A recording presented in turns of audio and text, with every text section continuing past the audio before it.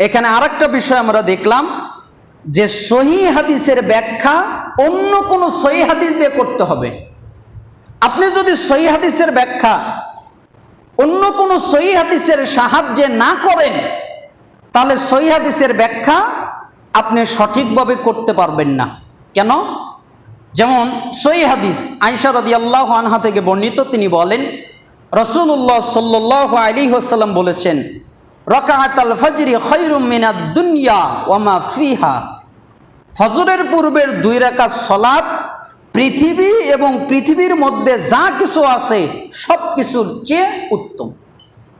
ফজরের পূর্বে, এটা কিন্তু সহিহ হাদিস, মুসলিমের হাদিস 725 নম্বর হাদিস, যে ফজরের পূর্বের 2 রাকাত সালাত পৃথিবী এবং পৃথিবীর মধ্যে যা কিছু আছে সব কিছুর চেয়ে উত্তম। এজন্য যারা হানাফি মাযহাব অনুসরণ করেন তারা বললেন, যেহেতু ফজরের পূর্বের 2 রাকাত সুন্নাত পৃথিবী এবং পৃথিবীতে যা কিছু আছে সব কিছুর চেয়ে উত্তম, যেহেতু সেজন্য জামাত চলাকালীন অবস্থায়ও আপনি যদি এসে দেখেন যে মসজিদে জামাত চলছে, তাহলে আগে আপনি 2 রাকাত সুন্নাত পড়বেন, তারপরে জামাতে শরীক হবেন। এরকম মাসালা দেওয়া হয় না? এইরকম মাসালাই তারা দেন। দলিল এই হাদিস, সহিহ হাদিস। হাদিস সহিহ, কিন্তু বুঝ সহিহ না। কেন? সে সহিহ হাদিস একটা অনুযায়ী ব্যাখ্যা করেছেন, অথচ এই হাদিস বোঝার জন্য আরো কিছু হাদিস আছে।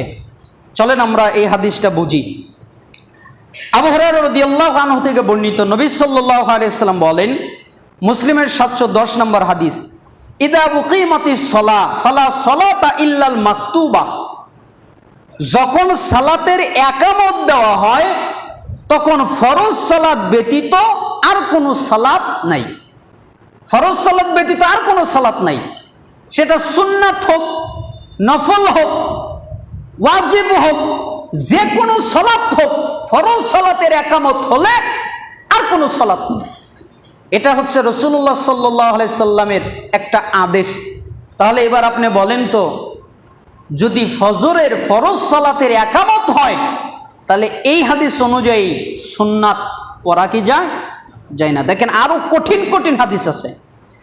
আব্দুল্লাহ ইবনে সারজিস থেকে বর্ণিত, রাসূল সাল্লাল্লাহু আলাইহি সাল্লাম ফজরের ফরজ সালাত আদায়রত অবস্থায় এক ব্যক্তিকে ফজরের সালাতের পূর্বে 2 রাকাত সালাত আদায় করতে দেখেন।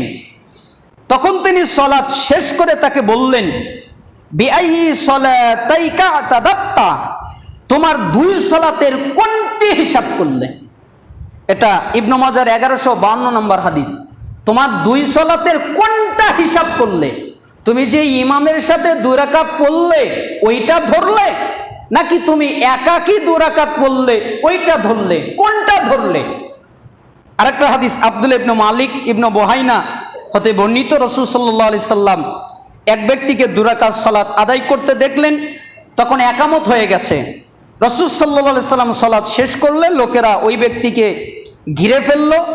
রাসূল সাল্লাল্লাহু আলাইহি সাল্লাম তাকে বললেন, আস-সুবহা আরবাআন, আস-সুবহা আরবাআন, ফজর কি 4 রাকাত, ফজর কি 4 রাকাত। বুখারীর 663 নম্বর হাদিস, যে তুমি যে ফজর পড়লে, ফজর কি 4 রাকাত, ফজর কি 4 রাকাত। আগের হাদিসে বললেন তুমি সুন্নাত না ফরজ, এই 2টার কোনটা হিসাব করলে, তার মানে 2টার একটা বাতিল। আর পরের বার বললেন যে ফজর কি 4 রাকাত, তার মানে তুমি যে আগে সুন্নাত 2 রাকাত পড়েছো, ইমামের সাথে ফরজ 2 রাকাত পড়েছো, এখন 4 রাকাত হয়ে গেছে। তো ফজরের ফরজ কি 4 রাকাত, কেন তুমি 4 রাকাত পড়লে? আরো কঠিন হাদিস আব্দুল্লাহ বিন মালিক বিন বুহাইনা থেকে বর্ণিত, নবী সাল্লাল্লাহু আলাইহি সাল্লাম সালাতরত এক ব্যক্তিকে অতিক্রম করে যাচ্ছিলেন। তখন ফজরের সালাতের একামত হয়ে গেছে। তিনি তাকে কি যেন বললেন, যা আমি বুঝে উঠতে পারিনি। মানে আব্দুল্লাহ বিন মালিক বিন বুহাইনা তিনি বললেন যে রাসূল সাল্লাল্লাহু আলাইহি সাল্লাম লোকটাকে কি যেন বললেন, আমি বুঝতে পারি নাই, মানে আমি শুনতে পারি নাই। তিনি তাকে কি যেন বললেন। সে সালাত শেষ করলে আমরা তাকে ঘিরে ধরে জিজ্ঞেস করলাম, রাসূল সাল্লাল্লাহু আলাইহি সাল্লাম তোমাকে কি বলেছেন, কি বললেন? লোকটি তখন বলল, তিনি আমাকে বলেছেন, ইউশিকু আহাদুকুম আয়ুসাল্লিয়াল ফাজরা আরবাআন অচিরেই তোমাদের কেউ ফজরের সালাত 4 রাকাত আদায় করবে। ফজরের সালাত কয় রাকাত? 2 রাকাত, কিন্তু তারা আদায় করবে 4 রাকাত। কিভাবে? এটা ইবনে মাজার 1153 নম্বর হাদিস। তার মানে ওই 2 রাকাত সুন্নাত আদায় করে 4 রাকাত হয়ে যাবে। আগের হাদিসে বললেন যে তোমার 2 সালাতের কোনটা হিসাব করলে, সুন্নাত না ফরজ? পরের হাদিসে বললেন ফরজ কি 4 রাকাত। এর পরের হাদিসে তিনি বললেন যে অচিরেই কিছু লোকের জন্ম হবে, ওরা ফজরের ফরজ 4 রাকাত আদায় করবে। ফজরের ফরজ কি কেউ 4 রাকাত আদায় করে? 2 রাকাতই করে, কিন্তু ওই সুন্নাত যে পড়লো এজন্য 4 রাকাত হয়ে গেল।